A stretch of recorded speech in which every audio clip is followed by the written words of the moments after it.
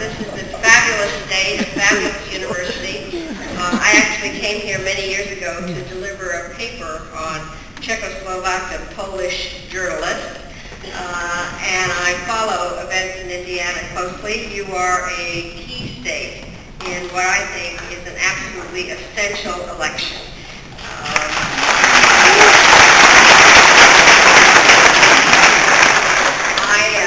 Remember, some of you in this audience are my age, but there are a lot of young people who will be voting for the first time, and I remember my first vote very clearly. It was for John Kennedy in Chicago, and it did make a difference. So I really hope all of you understand the importance of this election and that vote. I have spent my entire life in looking at national security policy and foreign affairs, and I have to tell you, I don't think I've ever seen the world in such a mess. That's a diplomatic term. I think things are probably not as dangerous as they were during the Cold War when the Soviets had their missiles pointed at us. But in terms of just issues that are very hard to handle and international structures that are not working and America's role in the world and the interconnectedness of everything, I think makes this a very, very difficult and complicated period. The book that Julia Bannon talked about is actually a book that I wrote as a memo to the President-elect. I did give it to Barack Obama, and in it I wrote, with the audacity to hope that you will find this book useful. But I wrote the book because I felt that it was very important for all of us to understand what the role of the American presidency is and what kind of power the American president has. And I thought it up while I was sitting at Gerald Ford's funeral, because all the former presidents were there and the current president, and it just made me realize the power of the American presidency. It's written a little bit as a trick because it's supposed to be read by the president-elect election night, but it came out in January, so it's actually for the American public in order to try to help frame the national security debate, because I believe that we have to think through the issues very carefully as we choose the person that is going to lead our country in a way that the 21st century demands and deserves.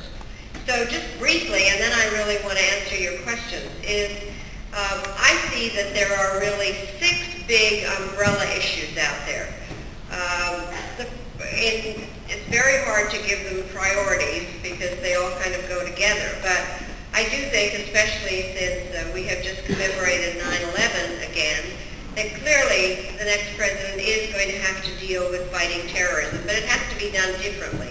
Even former Secretary of Defense Rumsfeld said that we're creating more terrorists every day. So we have to fight terrorism in a way that doesn't create more terrorists. I think that we don't want to give the kind of honor of being warriors to those who are murdering us. They are murderers.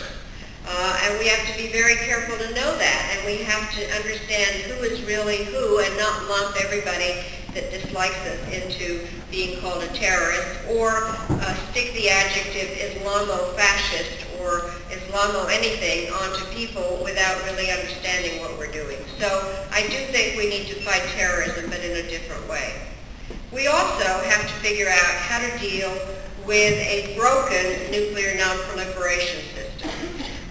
For many decades now, we have operated with the non-proliferation treaty that was based on a bargain that the haves, that is countries like us, would systematically disarm and not develop new weapons, and the have-nots would not try to acquire nuclear weapons. And the bottom line is both sides have broken the bargain. The U.S. has not proceeded rapidly enough in disarming, and in fact the Bush administration has wanted to test a new generation of nuclear bunker busters. And at the same time, we have new nuclear powers. The North Koreans are an example of that. And we are concerned about what is happening in Iran, and we don't know who else might want to become a nuclear power. And it's very dangerous. And there are a lot of loose nukes as a result of the breakup of the Soviet Union. So we need to work on a new non-proliferation regime. The third big issue is how to restore the good name of democracy. I believe in democracy. I think it's the best system of government. As Junior Van mentioned, I'm chairman of the board of the National Democratic Institute that does a lot to support democracy abroad. That is very different than imposing democracy. You cannot impose democracy. That is an oxymoron.